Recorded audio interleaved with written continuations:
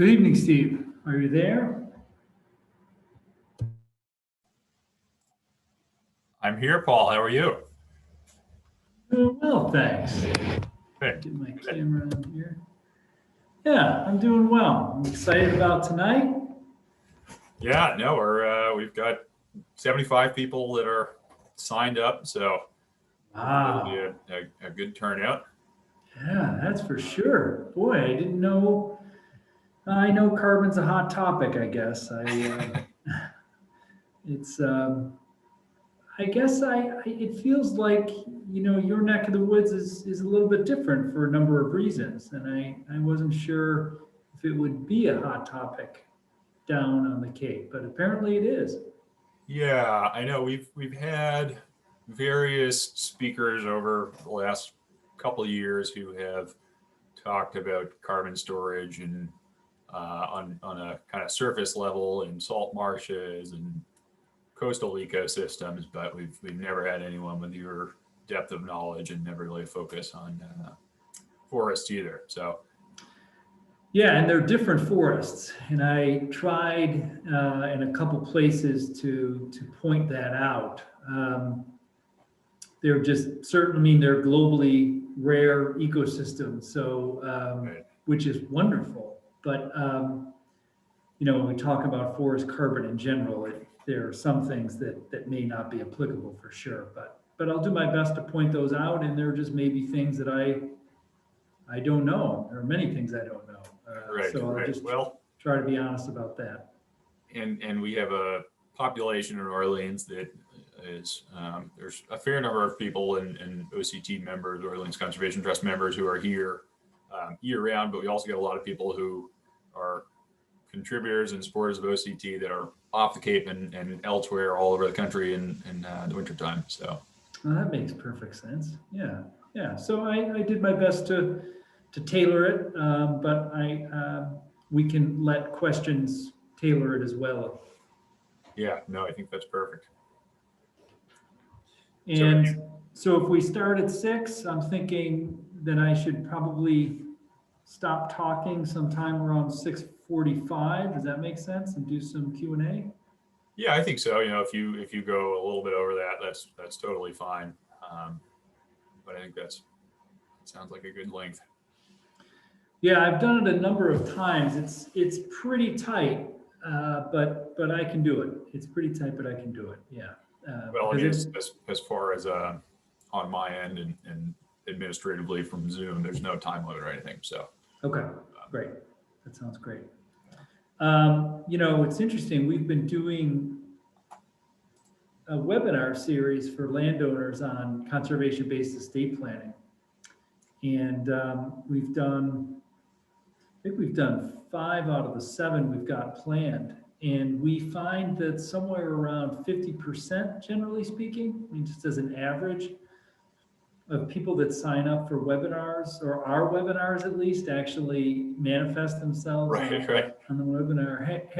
What's your experience been? Yeah, I mean, it's tricky and guesswork. I think it depends a lot on how far in advance people sign up for the event.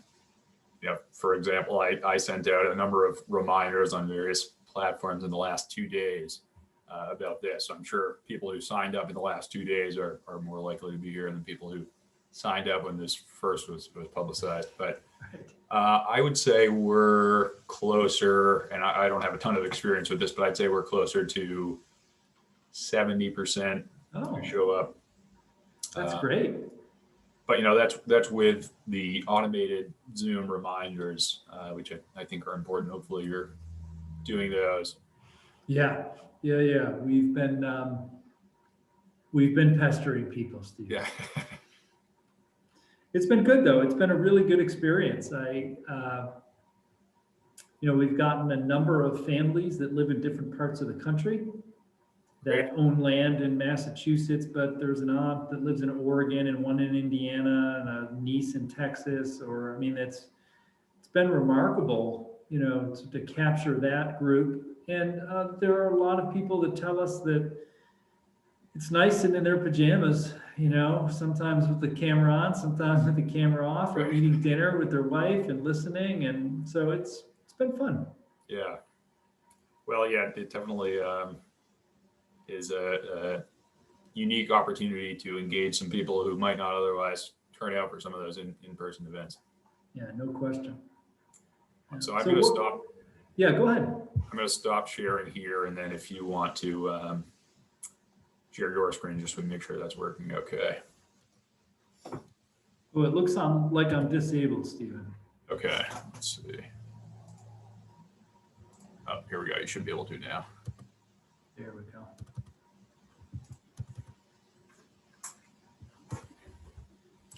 Now, a couple months ago, I would have just entered a state of panic as soon as you said that, but.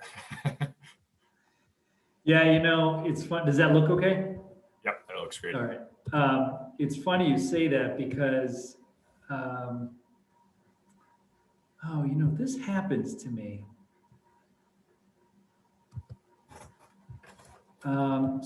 This has happened a number of times that I've done webinars. When I test it like this, then when I go to share my screen again, there are two files that are both named the same thing, which is interesting. And a couple times I've clicked the wrong one, which doesn't, there it is. Okay, I think I'm okay. Yeah, you know, it's funny. We had a speaker in the class I'm teaching. We had a fellow who was the district forester for the Green Mountain National Forest. He was telling us about how they plan their forest management up there and things. And he was zooming in from rural Vermont, and we lost him a couple times. He just sort of like blinked out. I don't know if he was on a satellite, and whatever it was, it blinked out. And he came on and he was really apologetic, understandably so. And he said, you know, I hope that didn't throw you. And I said, you know, if this would have happened in last March, I would have been completely freaked out. But I don't know, he blinked off for a minute or two, and I brought up a couple points I wanted to point out, and students asked a couple questions, and then he came back on, and we just picked it right back up. And Right. yeah, we're all getting more relaxed. Yeah, no, that's definitely true. And it's interesting to think about what things are going to look like when we're largely back in person for all these different gatherings and events, and how this remote participation component still is a factor in so many of these meetings. I'm sure it will be, because there's definitely conveniences to it that people won't want to give up too quickly. Yeah. I will admit, I mean, not that I probably would have been traveling down to Orleans tonight, but I do, you know, travel quite a bit. I, you know, sort of like Worcester West is reasonable, and then getting back that night. And it's really nice. Like, I'll go have dinner with my wife and kids after this. It's kind of nice. Yeah, that's good. Well, yeah, I'm glad we were able to rope you into this from so far away. It's great. I love it. Yeah. It's a good conversation. You know, we continue to do more with this, and we just flew an assistantship, or a graduate assistantship, for a student to come, and we've been really focused, as most people have been, on the ecological implications of forest carbon. But, you know, as primarily a social scientist, I guess we're curious to know what landowners think. You know, there's a lot of work being done on how to manage a forest to maximize or to enhance carbon benefit, but we have no idea what landowners, or we have very little idea of what landowners think about it, or whether that it'll change what they do or want to do. And so I'm excited to get into more of that area of the question. Right. Well, you're definitely at the forefront. It's obviously important work. Yeah, it's been fun. Timely. It's been good. Yeah, it's been good. And everything's down there is going well with you? Yeah, things are going well. It's definitely been an interesting winter here, with seems like a higher population than normal, especially in those late fall. You know, I think a lot of people stuck around in what are normally just summer homes here. So that's been good. People have definitely appreciated our properties, I think, more than ever, getting outside on the trails. And So we've been able to capitalize on some of that, I hope, and do our normal guided walks, but cap the registration and make sure people are spread out and safe. So, we're all adapting. Yeah, for sure. Two questions. Is your perception that the people that stayed longer or stayed through the winter were living in more densely populated areas? So for them, Orleans was a safer option? Yes, I think on the whole, that's my impression. Interesting. And then the second question is, how many people have you been taking out into the field, and what would you recommend? Like what seems to work? It's a little bit property specific, just knowing different trails. There are some that get a little bit tighter than others. But what we have been doing is usually capping it at 20 people, but then that's split in half and we do two groups. So myself and then our land stewardship guy each will take a group of walkers and do the tour. So. And of course, they're asked to keep, masked and keep 6 feet away. Are there any other special measures you take? No, those are the two big ones. Obviously we ask people who are experiencing any symptoms to not come, but I'm hoping this is all going to be things that we just don't talk about before long. We're getting there. Yeah, I will tell you this though. Oh man, I should knock on wood. I haven't had a cold. Yeah, well, I think there's just people are so much more aware of all spreading of germs and hand sanitation and all these things that will help us in the long run. But yeah. Well, welcome to everyone who's joining in here. We're obviously just chatting a bit here while people are still signing on. We'll give it a couple more minutes before we kick things off. Paul, if you do want to pull up your first slide whenever you're comfortable with that, that's fine. Sure, happy to do it. I usually do this in meetings, so I didn't even know there were 38 people. Sorry. Well, that's you didn't divulge anything too personal. No, that's okay.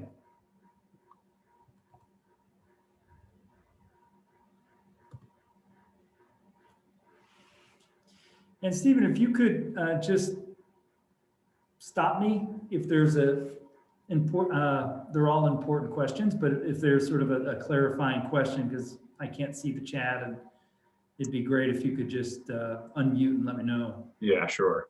I'll monitor that, and for everyone who's listening, we'll plan to take the bulk of questions at the end, but as Paul said, if there's any pressing or quick clarifying questions, we'll jump in.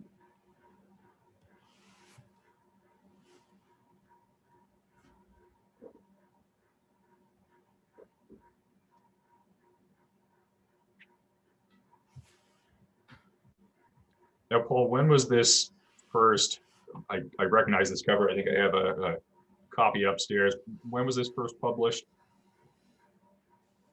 It's a good question. I think it's about 2 or 3 years old. I think it's maybe 2018, if I had to guess. Yeah, we're working on a follow-up piece. And, but this has been a very positive experience in the sense that it's been a good way, I think, to reach out, start conversations, hopefully inform some conversations. There are a lot of organizations, not just Orleans, but a lot of land trusts and communities and individual landowners that just trying to figure it all out. And it's a very complex issue, as you know. Yeah. And there's no easy button. I wish not to give a spoiler alert to everybody, but there isn't an easy button, and so it does become a matter of balancing trade-offs and things. Mm-hmm. Well, why don't I kick us off? I think we're at 6 o'clock here, and I'm sure people will continue to trickle in, but I'll start going through some of the administrative stuff here. So thanks everyone for attending this webinar. I'm sure you're all getting very familiar with these Zoom webinars at this point. I am Steve O'Grady. I'm the Executive Director at the Orleans Conservation Trust. And I'll start with a quick intro of OCT for anyone who may not be as familiar with our work, recognizing that we sometimes get a broader audience with these webinars and you never know where your link is ending up on the web. So the Orleans Conservation Trust is a land trust founded in 1970. So we're in our 50th year here, still celebrating that for another month, which we're very proud of and looking forward to a time when we can all come together to properly celebrate those 50 years. OCT has permanently protected land each and every year in those 50 years, which again, we're quite proud of. And Paul, try not to laugh here as you're used to your Western Mass acreage totals, but in those 50 years, we've protected 640 acres, which is quite a feat, I think. We continue to acquire land by gift and purchase, all of which is preserved in perpetuity. We host monthly guided walks in Orleans, and we sponsor this wonderful lecture series that you're about to enjoy. We have two and a half full-time equivalent staff at OCT and a very engaged board of 13 volunteer trustees who we're incredibly lucky to have. All our work is made possible by your support. And in the next few minutes, I'll post a link to our website in the chat pod for anyone who would like to learn more about OCT. So I'll quickly review some of the basics of this Zoom webinar as we start here. So as an attendee, your camera is off. You don't have the ability to turn that on, so you don't have to worry about that. Paul's going to keep his talk somewhere in the 45, 50 minute range, and then we'll take questions at the end. You are welcome to put your questions in please use the Q&A for your questions. You're also welcome to use the chat. If you'd like to share any resources that you're reminded of during Paul's talk, I'll try to do the same if Paul's referencing something that I have access to. But as for questions that you want answered by Paul, those should go in the Q&A, and I'll moderate that mostly at the end of the lecture.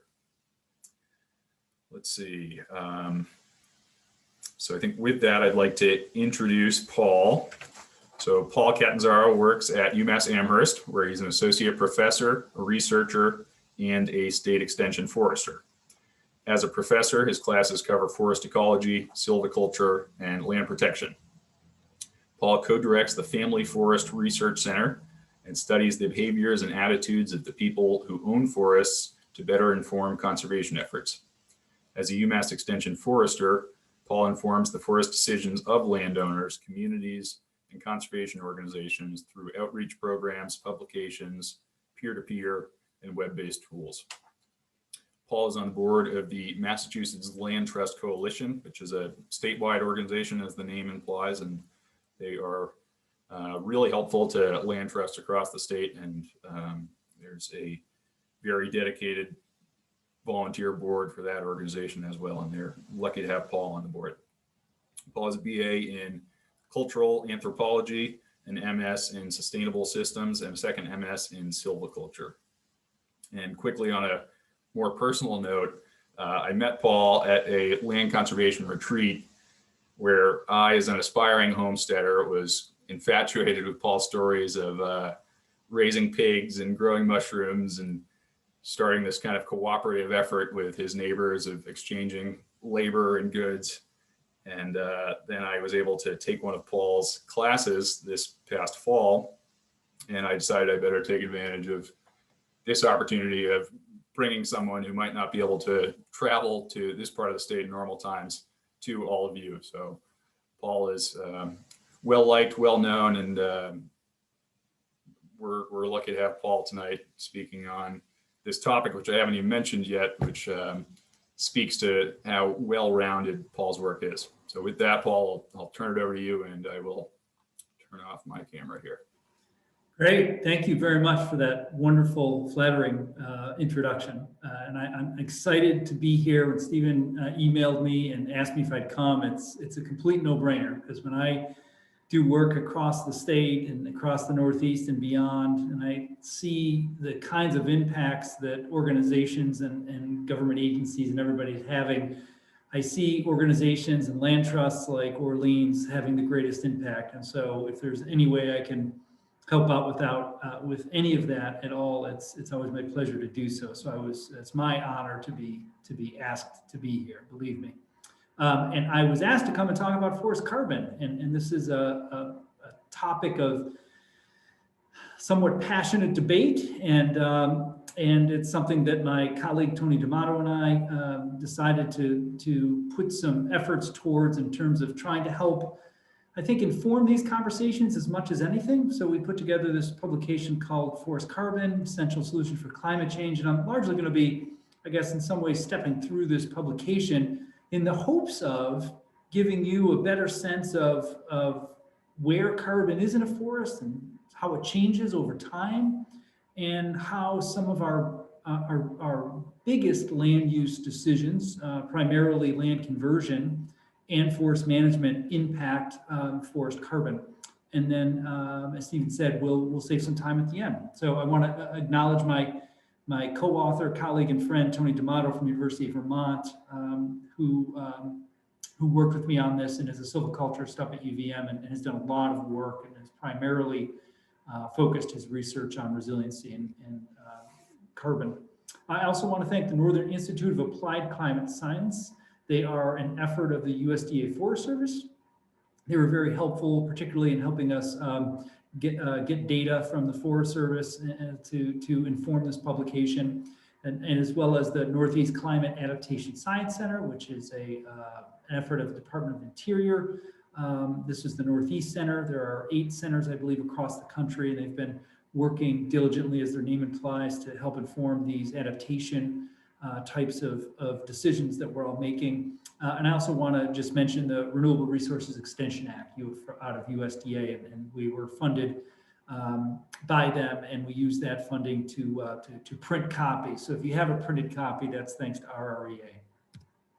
So the first thing I want to do is just go over a couple very simple, basic terms that help inform the rest of the presentation, and I think the rest of the conversation surrounding carbon and forest carbon.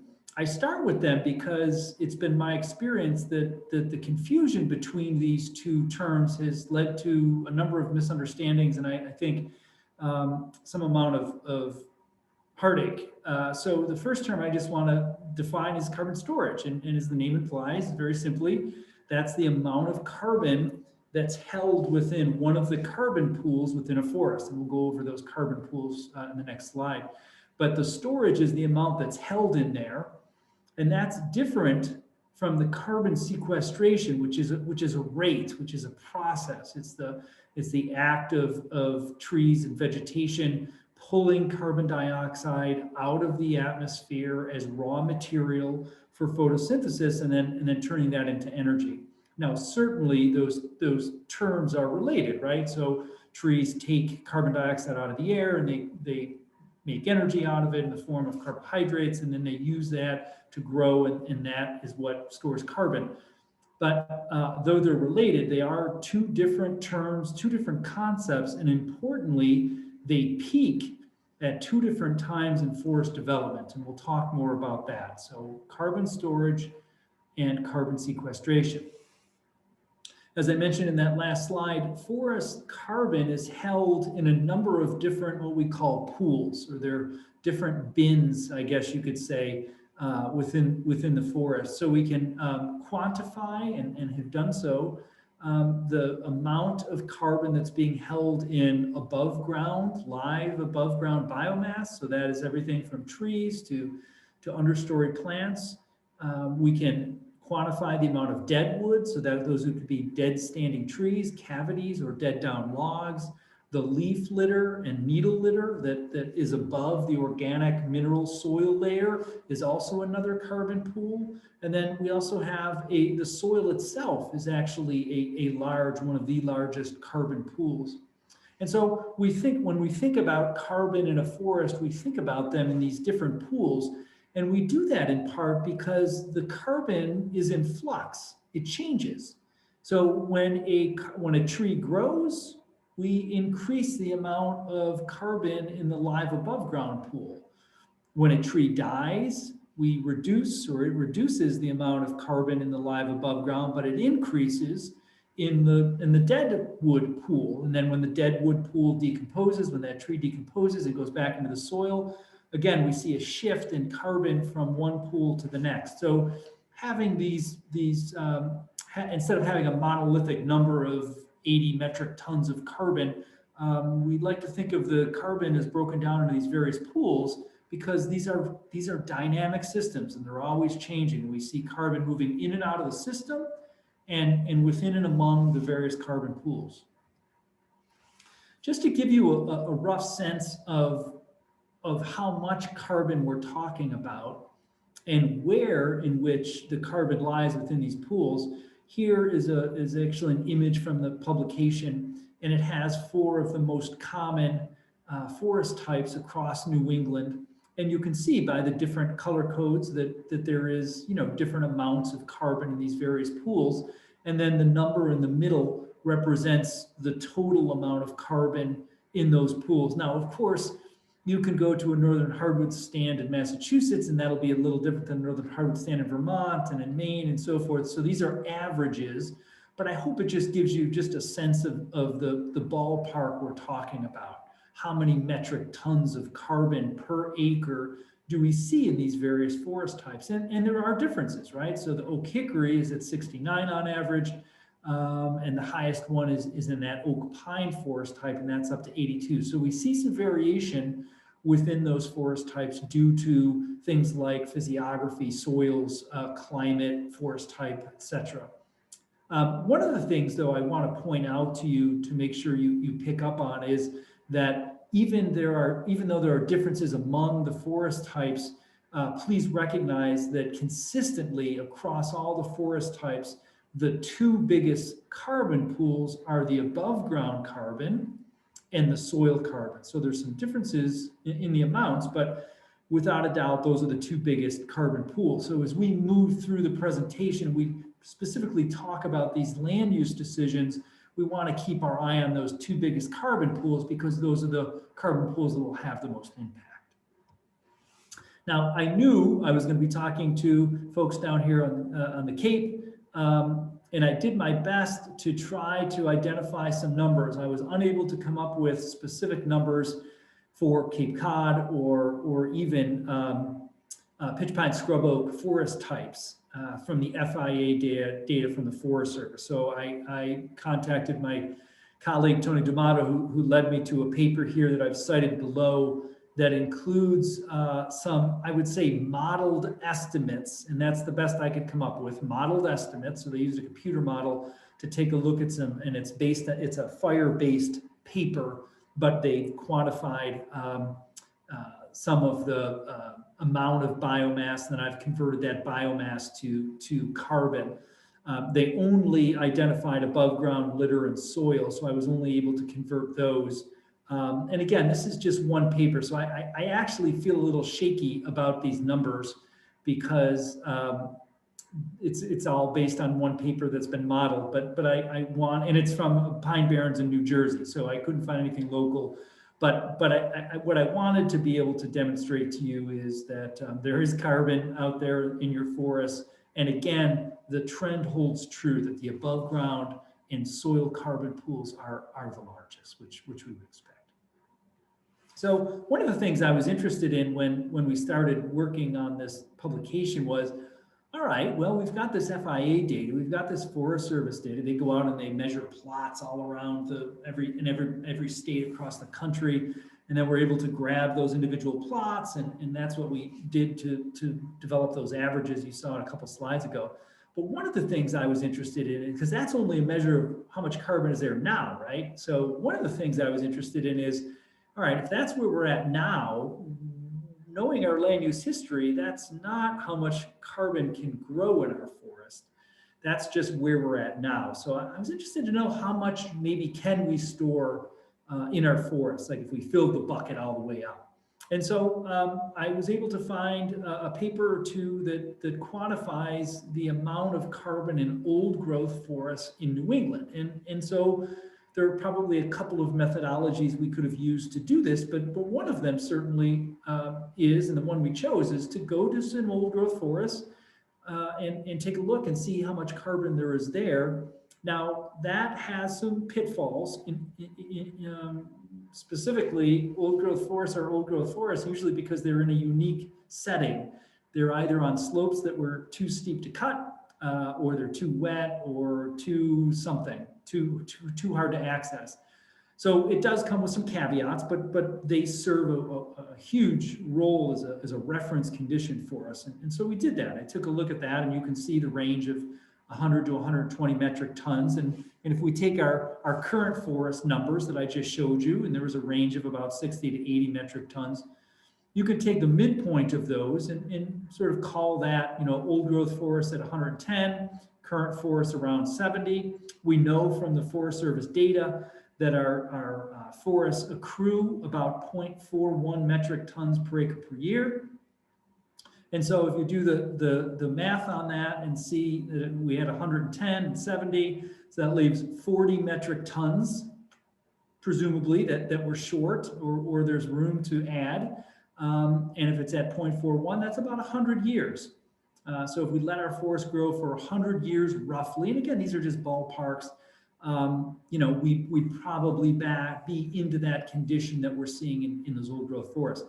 Now, you'll see in bright yellow that one of the huge caveats to that is that would mean that there was sort of this steady increase of carbon through time. And one of the things we know from climate change that I think we're starting to experience is that the models predict we're going to have more frequent and more intense disturbances through time, natural disturbances. So those could be wind events, those could be ice events, could be hurricanes, tornadoes. And we're also starting to see increases, of course, of invasive insects, invasive pests, southern pine beetle out on the Cape.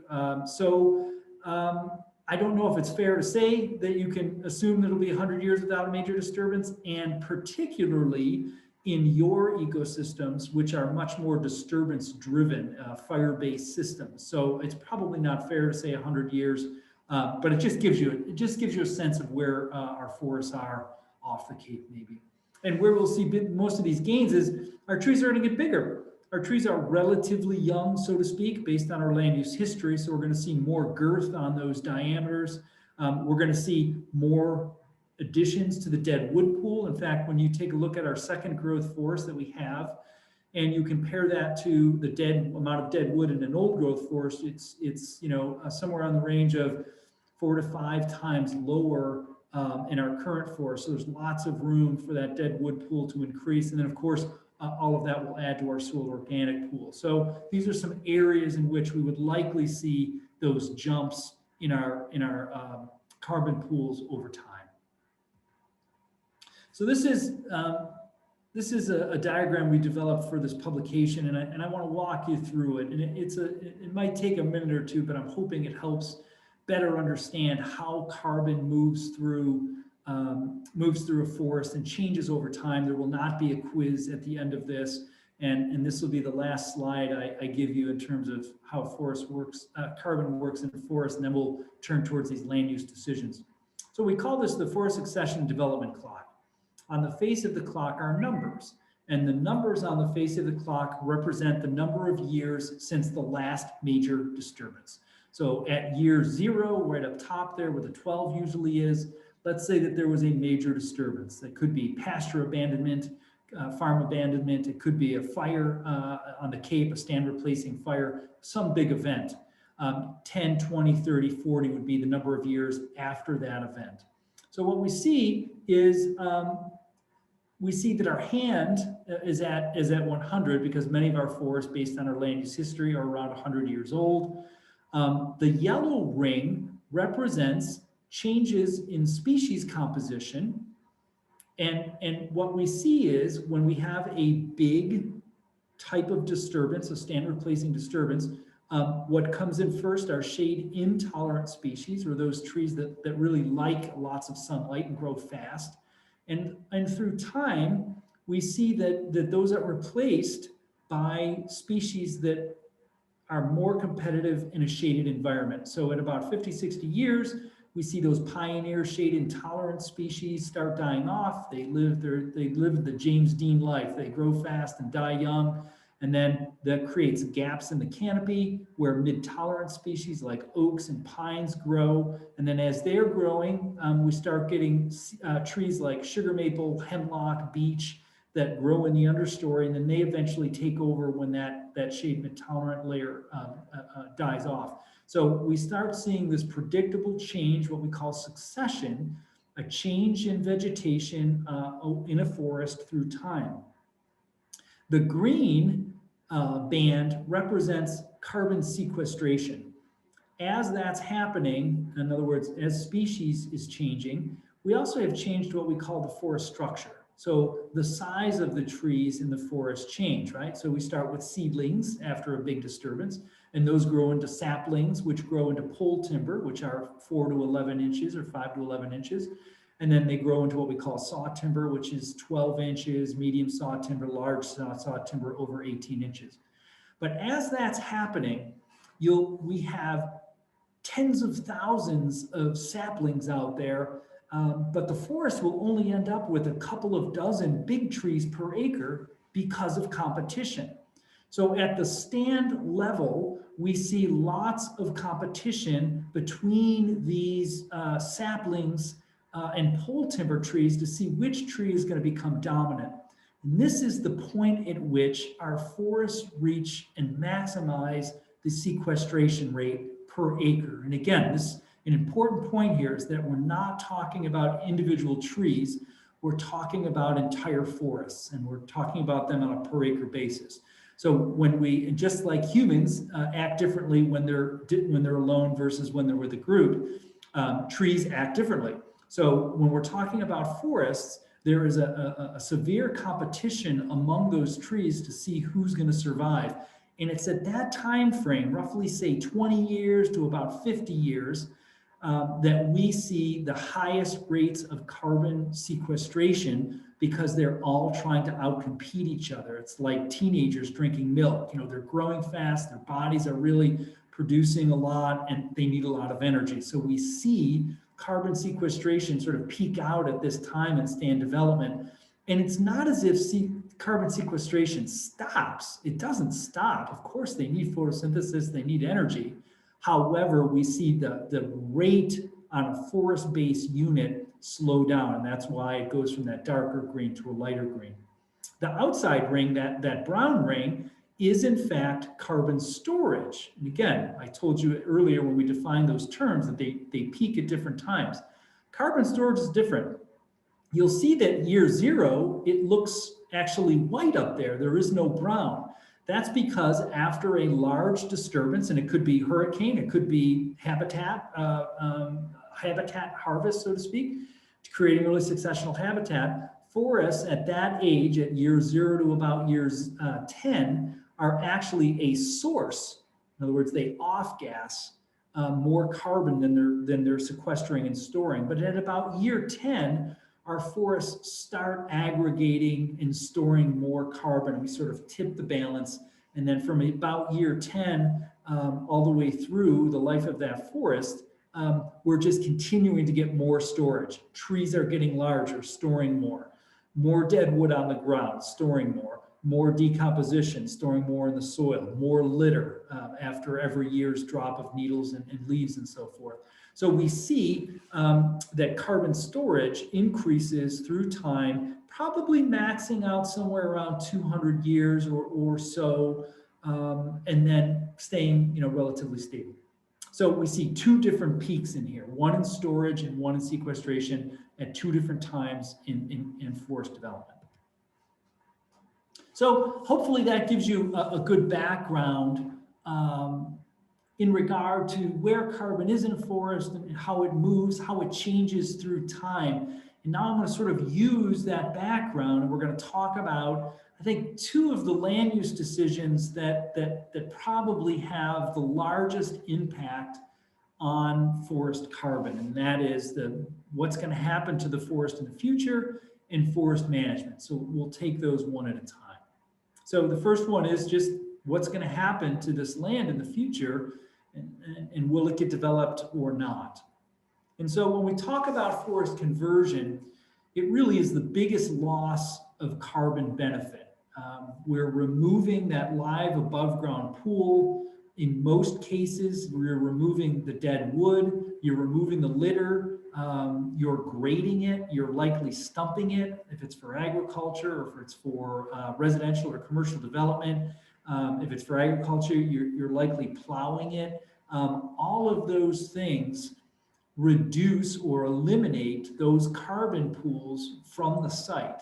And so when we talk about impacts to forest carbon, this forest conversion decision is really the one that has, carries the greatest impact. Not to mention that when the forest is converted, that loss is often permanent, or at least long-term, multi-decade. So whether that's for a house or a solar field, it's quite typical, obviously, for a house to be standing for decades or longer, and typical for solar leases to be at least decades as well. So these losses are permanent. It doesn't grow back, at least certainly not within a decade time frame. And it's not just the carbon benefit. And I guess this is something else I would like us to consider. I think it's dangerous to boil down all of the wonderful benefits that our forests produce into, and making them one-dimensional in regard to carbon. I think we need to be cautious about that. So I want to make sure that I'm reminding us that with forest conversion comes the loss of carbon, which is a big enough impact as it is, but also the loss of benefits such as cleaning water and wildlife habitat and recreation and all of the wood products and all those other wonderful benefits.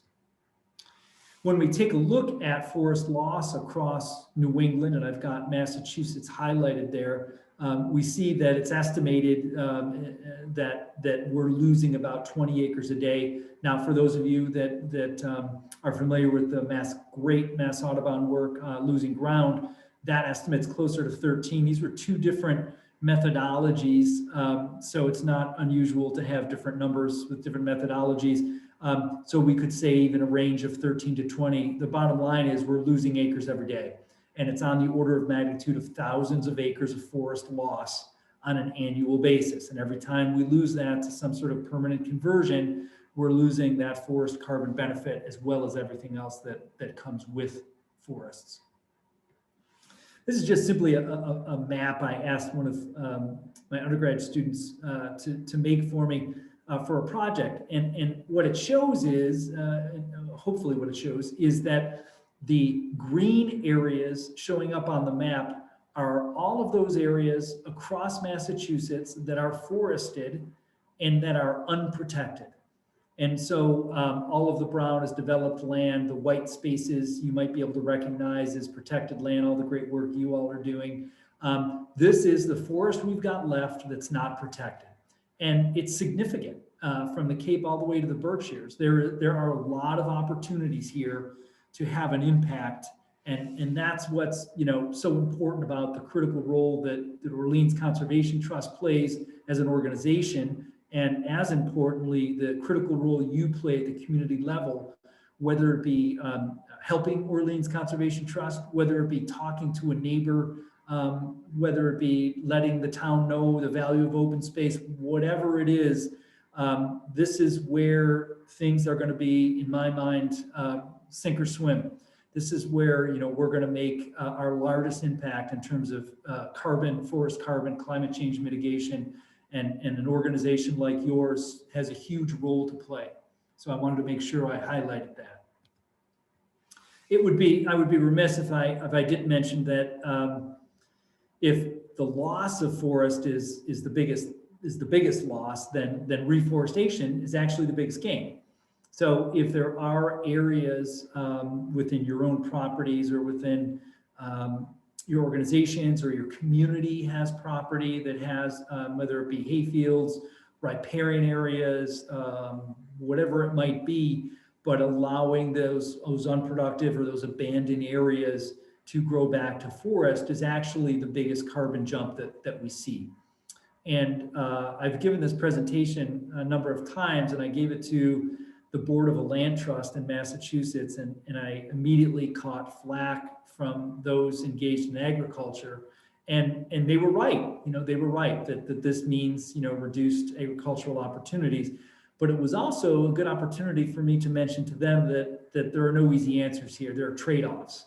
And we're going to talk about some of those trade-offs. And one of those trade-offs is agriculture, and what you as a landowner, or you as a community, and or what you as a conservation organizations, how you rank your properties and your priorities. So that's the land conversion, and that critical role you play in helping landowners, private landowners, family forest owners who own this land, making good informed decisions about their conservation options and how they can keep their land forested and unparcelized. The second big decision that landowners and conservation organizations, municipalities make about forests are often their management. And so when we talk about forest management, we can really talk about those in two, we can break it down into two different approaches. One is a passive approach and one is an active approach. And so I'm going to talk about both of those individually and talk about the trade-offs of both. The first approach is the passive one. And for a lot of people, this really resonates with them, that we should just let nature take its course. The forests do perfectly fine without us, thank you very much. They don't need us. They know how to regenerate themselves and move forward through succession.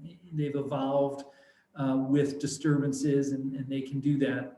So we could take an approach, a passive approach, let nature take its course, not engage in timber harvesting. A passive approach doesn't need to necessarily be completely hands-off. It could be, it can exclude extractive management, like taking logs out and doing, regeneration harvests. But it still could include things like invasive plant control, which would ultimately help the resiliency of that forest. So we can take a passive approach, but still allow some amount of intervention in that system. If we take this approach, this is likely to maximize the carbon storage of our forest. And if you think about that forest succession and development clock, that outer brown ring, this is us just letting the forest, just giving the forest time to just keep packing on more carbon, letting those trees grow larger, let the trees die and lie on the forest floor as a temporary carbon pool. So this approach likely maximizes carbon storage. And it still sequesters carbon. It's not the peak of sequestration, but it still sequesters carbon, importantly. And if this is, an approach that you're interested in, and if you are a landowner or you have multiple parcels as a conservation organization or a community, you can prioritize particular areas of your ownership. Those that will grow more biomass would be an excellent place to put these passive, reserve areas, because they'll grow more carbon. If you can put them into protected sites within the landscape, so not on a ridgetop, maybe more down at the toe of a slope or in an area that has low disturbance rates, that will allow that forest lots of time, hopefully, just to aggregate more carbon through the decades. My colleague Tony and I have done a couple of outreach pieces about restoring old growth characteristics. And when we first started this forest carbon piece, we kind of laughed to ourselves that a lot of what we talked about in the restoring old growth piece is directly applicable to the forest carbon piece. So if this passive approach, if sort of this idea of cultivating late cereal or restoring old growth characteristics resonates, speaks to you, there are a couple of publications that you might enjoy. This passive approach, though it maximizes carbon storage, does have some trade-offs. And I just want to walk through a couple of them. The first is forest resiliency. As I mentioned, one of the things that we're expecting through time, as we model likely changes due to climate change, we see that those models often predict that we're going to get more frequent and more intense storms. And again, I think we're starting to see that, whether it's the hurricane season or whatever, ice damage, those sorts of things. And active silviculture or forest stewardship does provide an opportunity to change the species composition and structure of a forest. And it's important to recognize that different disturbance types impact different parts of the forest. So for example, if there's a high wind event, that's likely to damage the trees in the dominant and co-dominant position. In other words, trees with big crowns are likely the ones that are going to be caught in the wind storm because they got big sails hanging out there. On the other hand, there are other disturbances such as insects that really zero in and target specific species. So if you're talking about the emerald ash borer, obviously it's ash. The hemlock woolly adelgid, the Asian longhorn beetle has a preference, for example, for things like maple.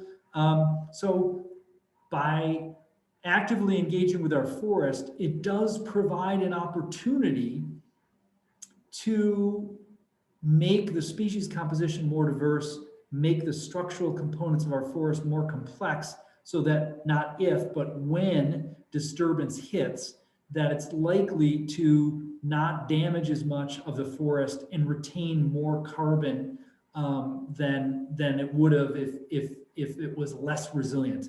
And so there's an acknowledgement or a given that are you willing to temporarily reduce carbon because of the forest management in the short term to try to increase forest carbon in the long term. I put that graph up there just to show you, and your land use history down here in the Cape is a little bit different. But for much of New England, our forests were, because of our land use history and farm abandonment, our forests are remarkably similar in species composition and structure. We've got a lot of what we would call even-age trees that are around 100 years old, even-age forests, that are around 100 years old. And so what that graph shows you is we have fewer and fewer small trees and medium-sized trees, and we have more and more large trees. And that, of course, is because the small and medium trees are growing into large trees, and there isn't a lot of regeneration to establish more young trees. And so because our forests are very similar in structure, it makes them more vulnerable to a potential large disturbance. So that's a potential trade-off you need to weigh. The other thing you need to weigh is that different wildlife species use forests at different times of their development, or probably more accurately stated, different wildlife species use different stages of forest development for different parts of their life. So it might be that a turkey does a lot in a mature forest, but likes to bring its poults or its young turkeys out into fields. So it might be that a bird likes to go and eat insects in an open field or a shrubby habitat, but maybe nest or loaf or breed in a more mature habitat. And there are also some species, so we need a variety of forest stages. And there are some species like a chestnut-sided warbler and other species that are obligate early successional species. So you may have heard this conversation about, increasing the amount of early successional species. And from what I showed you on the last slide, we've got more older forests and fewer, very young 0 to 15 age forests. And so there's a biodiversity aspect to this. If we stop managing all forests, and we can do that, we could say we're going to not cut another stick in here, and we're going to let all that carbon aggregate in our savings account, so to speak. Recognize there's a biodiversity impact to that. I don't think I've ever given a talk to a group that this biodiversity impact was more pronounced than tonight. You sit in and among globally threatened ecosystems. These pitch pine scrub oaks, these pine bearing areas, they're phenomenal. And they're disturbance-based systems. They necessitate periodic disturbances, fire, to maintain, this globally threatened ecosystem. If you take away that disturbance, what you end up with is soils that have more nutrients, which might sound good, but the reason that these pitch pine scrub oak forests grow is because they're so dry and so nutrient poor, they're the only ones that can be competitive. As soon as we remove fire from these systems and we build up that litter layer, then we start getting species such as white pine that outcompetes pitch pine, scrub oak, etc. So we could say we're going to, try to stop as much disturbance in our forests as possible, but recognize that comes with a price. In this particular case, it could be that if we stop management, it's likely that, we'll have white pine forests where there are pitch pine scrub oak, and we'll lose, globally threatened species and ecosystem. We could stop, harvesting all wood, but we're voracious consumers of wood in the United States. These numbers come from a wonderful publication that's now 20 or so years old, called The Illusion of Preservation, that was written by Harvard Forest. And these two tables actually come from there. One of them shows that our consumption rates relative to other countries of similar economic sort of landscape, such as Germany and Japan and France, we consume 2 to 4 times more wood, and we produce they produce 3 to 10 times more wood than we do. So we use more and we produce less. And so where will this wood come from? If we're not, helping to produce it here, then where is it coming from? Even though we have some of the most progressive timber harvesting laws in the country, if not the world, if it's being harvested in other parts of the world, under what circumstances is it being harvested? What are the carbon impacts of it coming to us? And if we're not using wood, are we substituting something else? And this is a trade-off. We could say we're only going to use concrete, but you can see from the table below, those other forms of building materials actually have much higher amounts of fuel necessitated to produce those. So like the biodiversity trade-off, and I've been at workshops where I had someone pound their fist on the table and say, I don't care about, those animals. We are in a climate emergency and we need to, let these forests grow. That's valid, right? I mean, that's that person's perspective, and they're at least recognizing the trade-off. Similarly, we could say that with the wood products. We could say we're not going to harvest anything in Massachusetts, and we would then be reliant on other places to bring our wood in, and there might be or is likely to be a carbon impact of that. There's also some really interesting new building technologies that are happening. These cross laminated timbers, these CLT systems. You can see a building here in Norway. That's a wooden building, 280 feet high, and so there's some interesting opportunities to use wood to help store carbon in our buildings.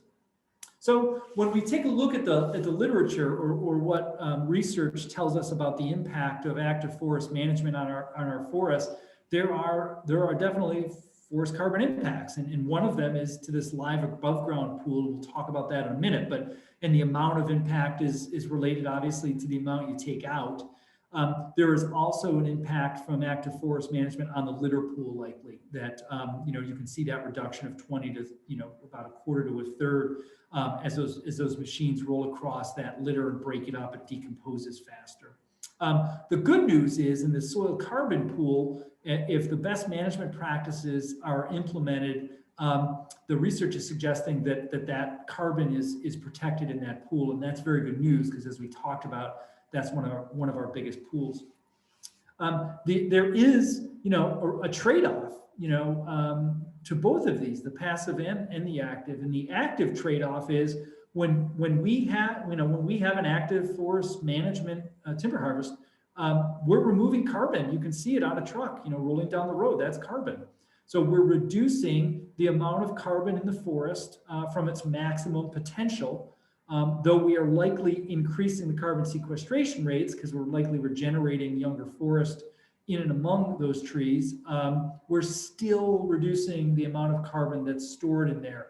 It will grow back, but it takes time. So that's a trade-off that you as a landowner or an organization needs to consider.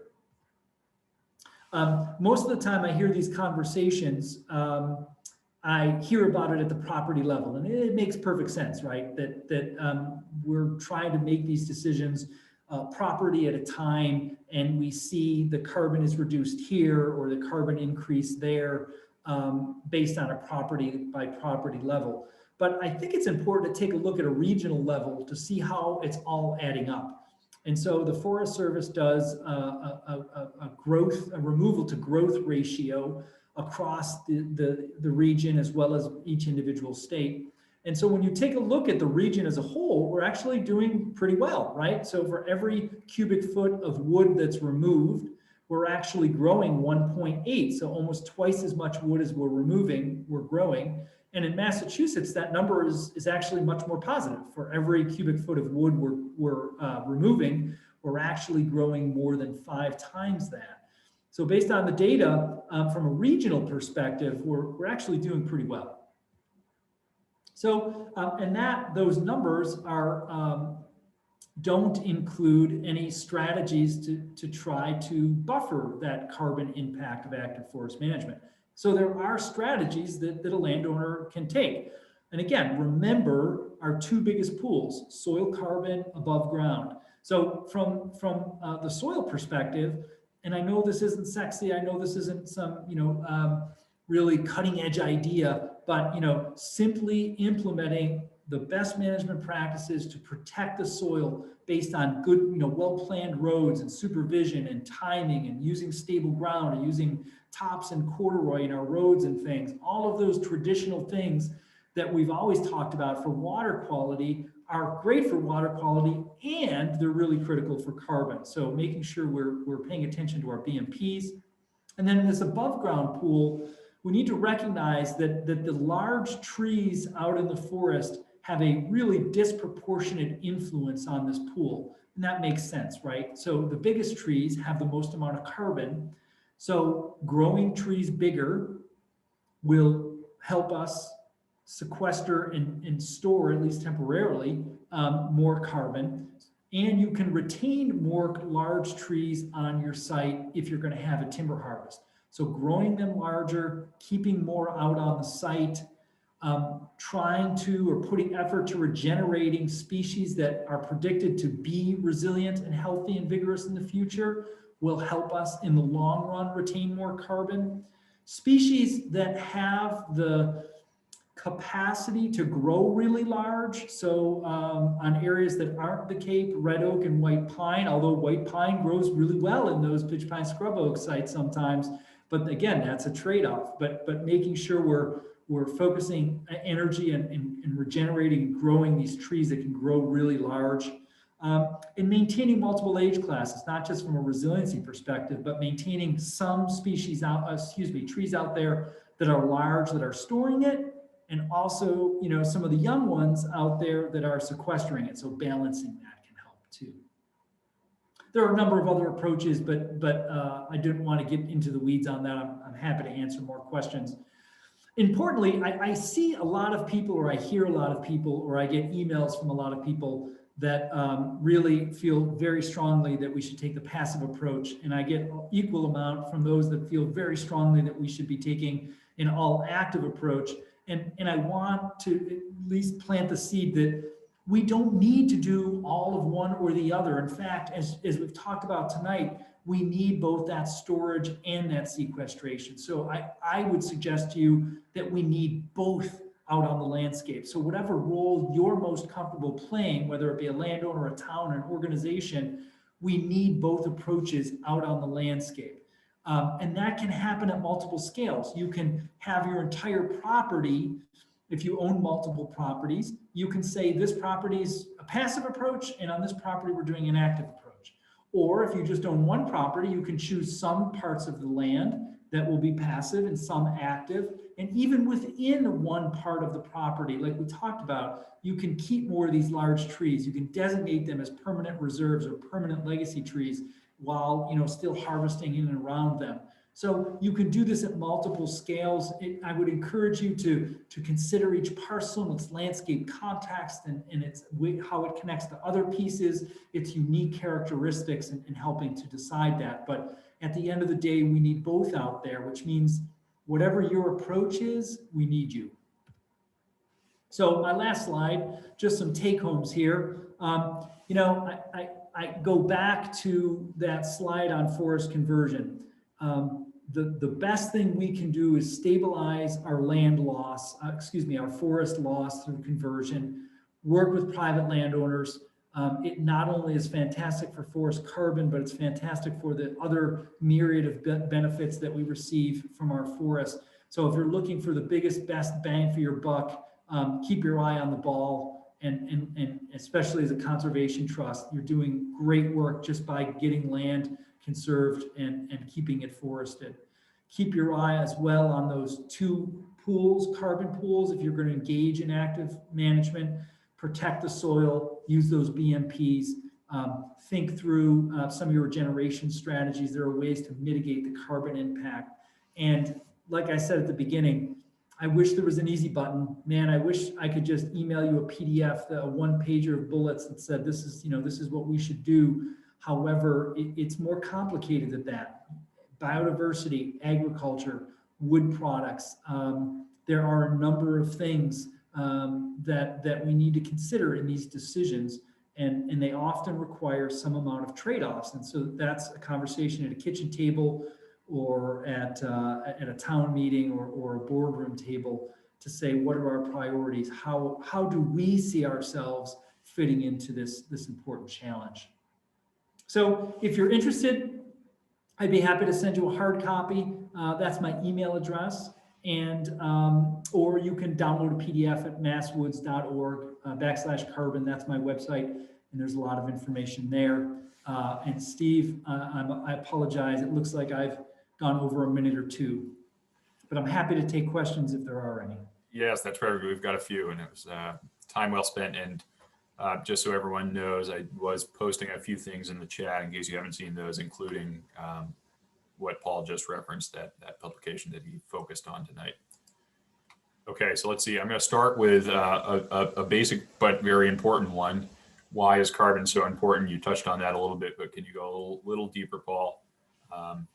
And then as a second kind of unrelated part of that question, tell us more about this pine beetle that you spoke of. Oh, well, let's take part one. So one of the ways that we can help mitigate the impacts of climate change is by lowering the atmospheric levels of CO2. And though there are some very smart people working on technologies to do that, forests are a natural solution to climate change because they are, they remove carbon through photosynthesis. So we're actually, you're in a very interesting place there down in the Cape, because not only do you have globally important ecosystems from a biodiversity perspective, but because you're in New England, we're in one of the largest concentrations of forests in the country and in the world. We play a globally significant role, we being our forests and those that own and manage them, to the global carbon cycle. So, by just keeping forests as forests, by doing the great work that Orleans does, we're keeping all of those wonderful trees and forests out there, grabbing CO2 out of the atmosphere through sequestration, and then storing it in its ecosystem, whether it be in the wood itself or in the soil. And so that helps to mitigate climate change. So when we convert an acre of forest, we no longer have that benefit. The second piece was the southern pine beetle. And I'm less comfortable answering that question only because I'm not an entomologist. But if you look up southern pine beetle, it is an insect that has moved up. My understanding is, I hope I didn't spill any beans or anything. My understanding is that it's in our area, in our region, and it's been allowed to move because of changes in temperature regimes that have allowed it to spread. So I guess I would use the Google machine and look up southern pine beetle. I also have on Mass Woods an area of forest health that might have some information on there as well.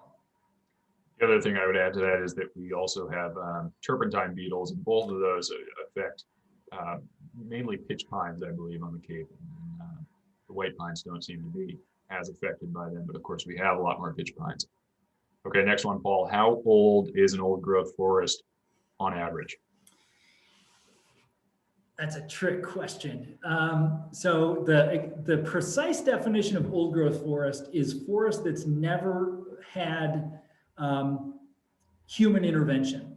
And by human intervention, let's more precisely, I mean, particularly in New England, it's never had a timber harvest in it, and it's never been cleared for agriculture. And as soon as I say that, knowing New England and our land use history, you know how much has been cleared and so forth. So true old growth, like the areas that I took those numbers from, have never been had human intervention. So there wasn't a tree, harvested in there, nor was it ever pastured or cropped. So that is, sort of the classic definition of old growth.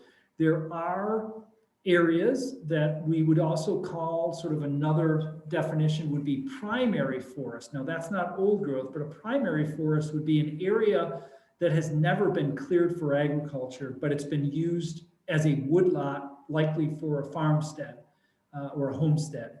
So they would have gone in there to get firewood, which they probably burned up to 25 cords a year, or they would have gotten barn boards or fencing posts and things like that. So it's had human intervention, but not to the extreme of agriculture. So it wasn't plowed and it didn't have any pasture. So there would be different soil relationships and things in a primary forest. And then we come to our current forest that we sort of call second growth forests. In other words, they were cleared for agriculture and now they've come back and it's quote unquote second growth. It will never turn into old growth because we've already had this major intervention with it. However, we can, through either a passive approach of just letting it continue to grow, see the characteristics or attributes of old growth forests be restored. And by that, I mean big trees, big down dead logs, big dead standing trees, complex forest structure. And that's what those two publications that Tony and I did talk about. So, sort of, I think that those characteristics accrue roughly when a forest hits about 200 years old. Now, it's not like there's some finish line of forest, like crosses and it's magically, got those. But so it's dependent on the site quality and forest type and things. But, when we get to about 200 years, we start seeing the types of characteristics and the scale and amount of characteristics that we would in an old growth forest. Great. Thank you. Let's see. How much carbon is in a quart of firewood, and how many acres should I replant to counter my wood stove? I like that. Ooh, that's an interesting question. I'm going to disappoint you on this. I don't have that number in my hip pocket. That's an excellent number, though. I should try to calculate. So I'm not quite sure how to answer that, other than to say I don't know, and I apologize. The planting one is an interesting thing. If you're using, so I'm assuming, I wonder if this person is actively going out and doing the harvesting. If you're doing the harvesting yourself, then you can use firewood thinnings to actually increase the growth rates of other trees around there. In other words, it's like weeding tomatoes, right? You get rid of the weeds and the tomato can grow, have more nutrients and space and so forth. Similarly, you can actually increase the growth rates and vigor of trees in the forest by doing, some well-planned thinnings. And so I guess I wouldn't necessarily say you need to plant. I would suggest that you source maybe your firewood from responsible timber harvesters, if you can track it back that far, to a forester that's had a thoughtful forest management approach out on a piece of land. I know there have been efforts to sort of green certify firewood so that that it was from a responsibly managed forest. But I think just word of mouth and knowing a local forester and timber harvester that's taking care, that's doing good by the forest and not damaging soil, that's who you want to support and buy your firewood from. So I think that's where I would put my energy. And I'll just add to that, if you want to offset your guilt by a donation to OCT, that's welcome as well. Well played. Let's see, we've got a good one here.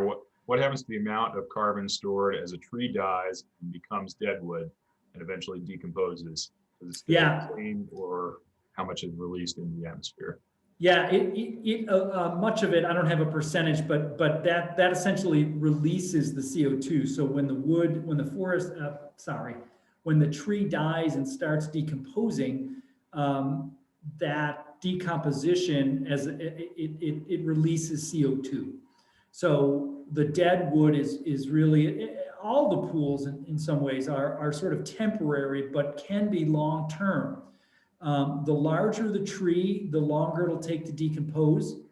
The species of the tree matters. Is it rot resistant?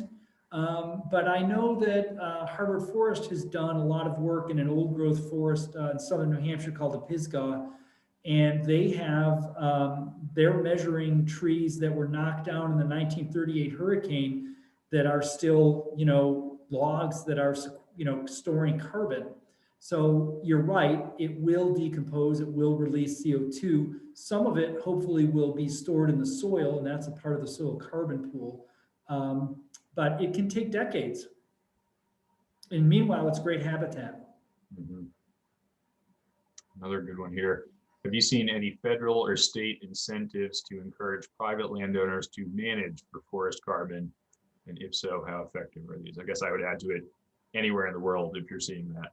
Yeah. That's the big move right now. That's the effort, because, finally we've got this brass ring of ecosystem services. We've got, we have the potential to pay landowners for the wonderful benefits they're providing, something beyond timber products.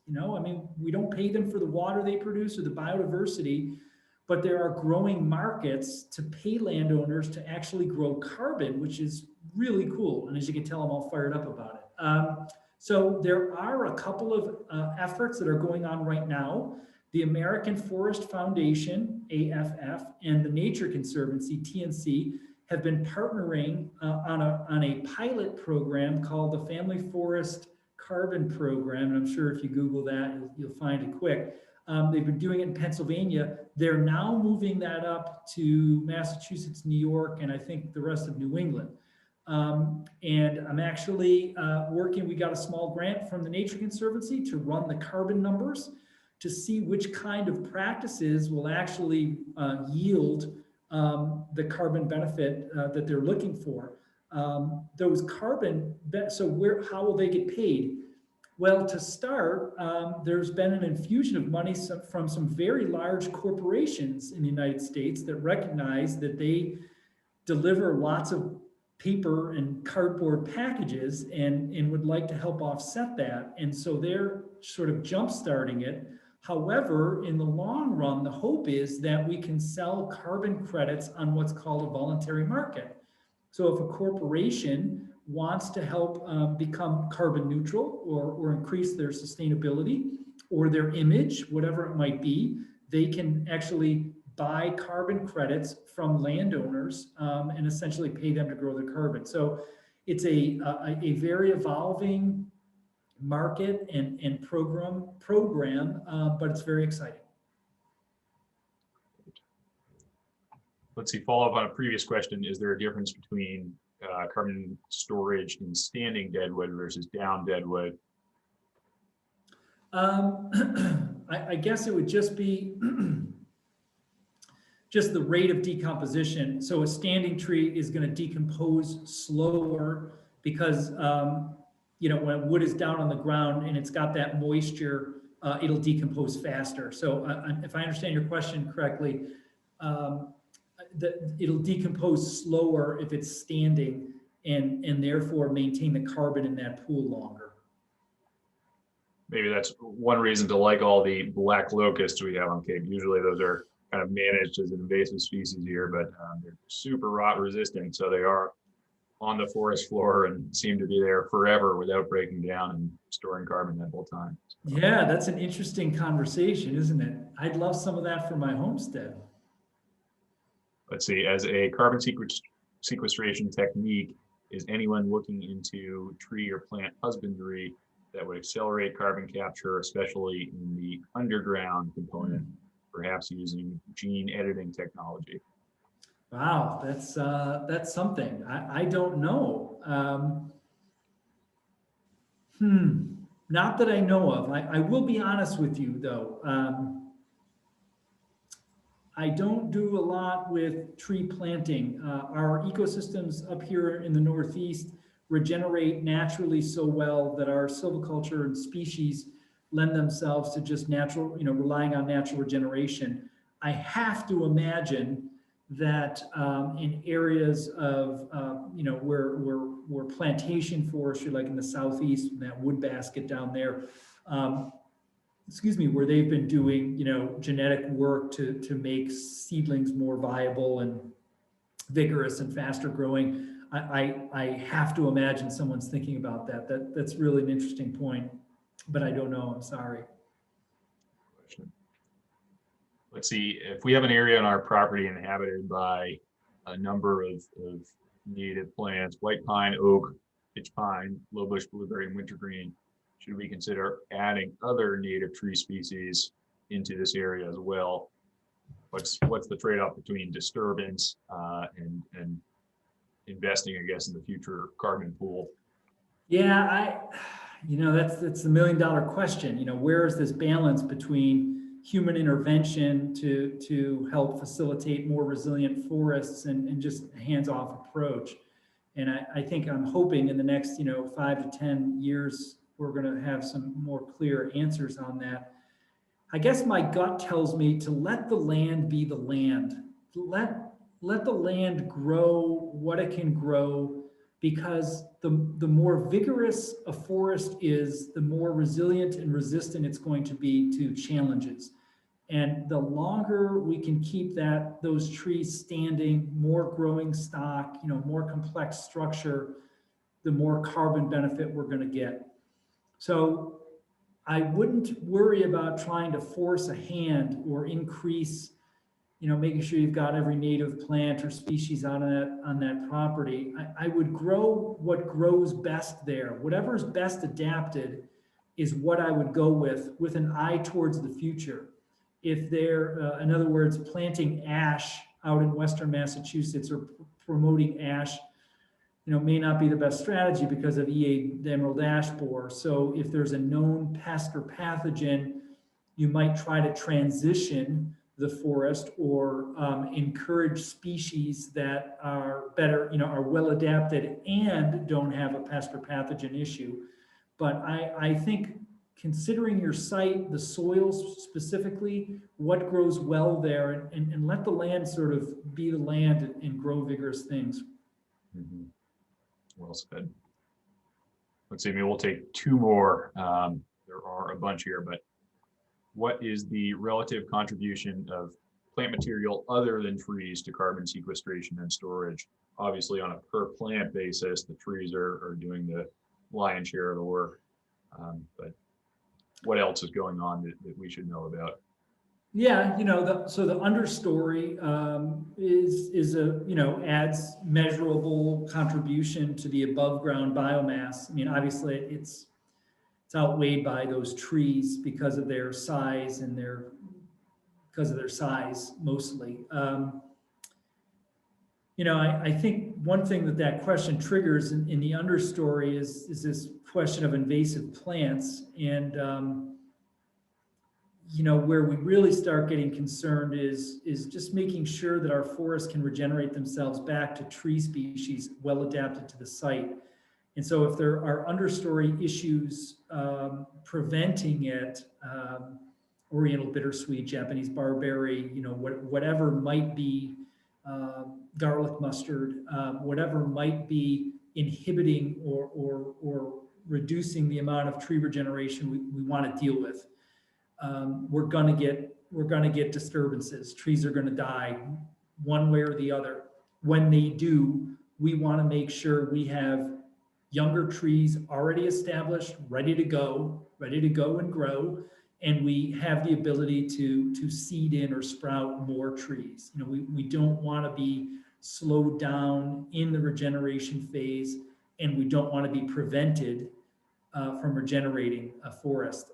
When I'm not that old of a guy, actually, Steve, I'm 50 years old, so I felt really good to hear that your organization is 50. I sort of feel like now a real connection with. Yeah, I didn't know we had this special connection. Yeah. I just turned 50. So I'd like to think I'm not that old, but maybe I am. But I will say this: when I started my career, maybe 25 years ago, we never considered that a forest wouldn't regenerate itself. I mean, you fell down and seedlings would pop up, basically.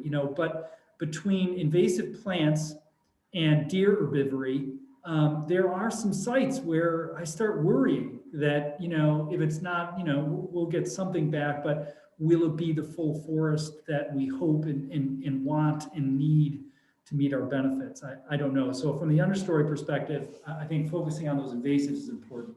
Mm-hmm. Mm-hmm. Yeah, we in New Orleans are all too familiar with that, especially those of you in East Orleans know what a mess it is as far as the invasive species that really do prevent that regeneration you're talking about. We'll take one more here. And is there any general difference in carbon storage and carbon sequestration between evergreens and deciduous trees? And how does That's a good one. This gets back a little bit to the choice of species we have if we can, help to steer the regeneration process. But, I think more than the softwood hardwood breakdown, I think we just want to focus on trees that have the potential to grow very large.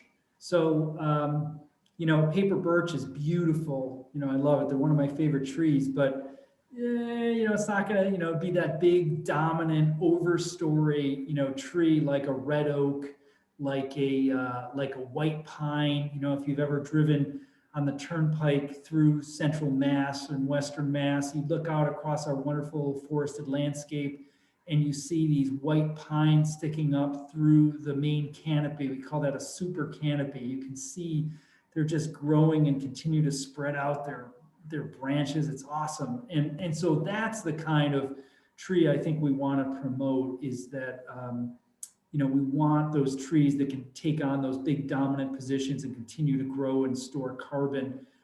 If you really want to slice the bologna thin, you can get into things like hardwood, softwood density.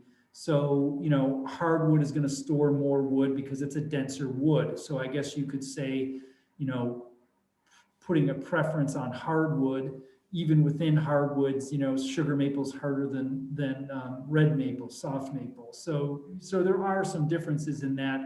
But I think the bigger picture is making sure the tree species are well adapted, because that's what will make them vigorous and resistant. And I think in the long haul, looking at the long game, we want forests that are well adapted. So I wouldn't get too caught up in the species, cutting out all the softwood to make more room for the hardwood. I would make sure we've got, complex structures of well adapted species. And I think in the long run, that's going to give us our best chance for sequestering and storing the most. Great. Well, I think we'll end it there, although I know we could keep going because this is definitely an engaging topic. And I think Paul said at the beginning of this that we'd be willing to do this again for OCT's 75th birthday and Paul's 75th birthday. We'll see how accurate he was on some of these predictions. But Paul, thanks so much for taking the time to do this. We really appreciate your insight and all the good work that you're involved in. I know you're a busy guy, so thanks for taking the time. Well, thank you. Like I said, and I wasn't blowing smoke, at the end of the day, conservation, climate change mitigation, it comes down to the local community level. It comes down to an organization like Orleans, and it comes down to all of you taking time to learn about this and acting with your neighbors individually and as a collective and a community. So thank you for caring and all that you do for conservation. Well, thanks, Paul. And just one last note, I have recorded this, so if you want to share the presentation with anyone, Paul has okayed that, and it will be up on OCT's website in short order. Well, thanks everyone. Have a good night.